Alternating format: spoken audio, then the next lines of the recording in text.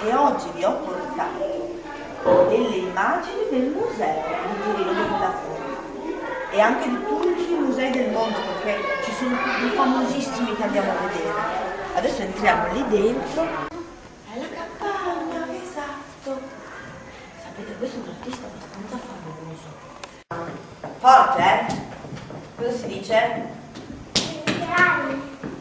Ragazzi, possono entrare? Sì. Ok, trovate un modo di entrare in questo paesaggio, vediamo. Siete diventati rossi. Si baciano, sono proprio innamorati. Guardate quante forme. Dipinti su. Guarda. Guarda, guarda. La mia uovo, la canottiera. Ah, ma come povera, è diventato un dipinto preziosissimo.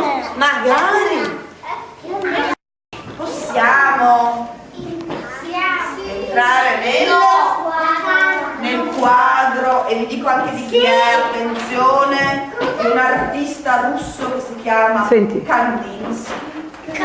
Provate a dirlo, nome Kandinsky. Ok. Allora, io direi che vi hanno detto di sì. È un po' strano, diciamo. Allora, l'erbetta la mettiamo qua sotto, dappertutto. Ho tolto la Così, cartina. devi accarezzare, vedi? Beh, metti al centro, no. Questo che cos'era? Un triangolo. Siamo qui.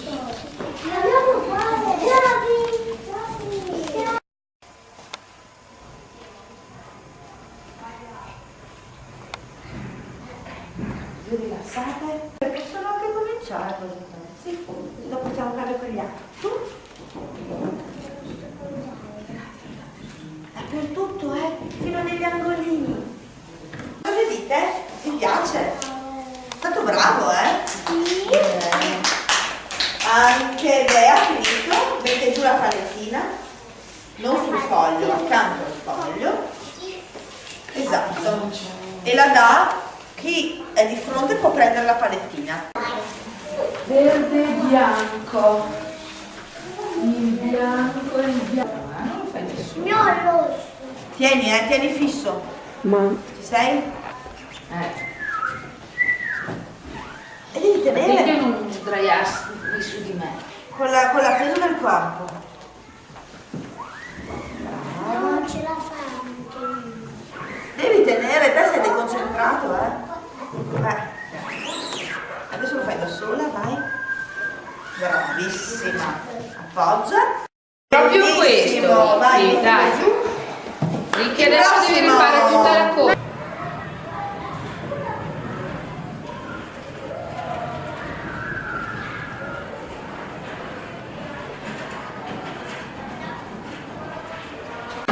Mi dici?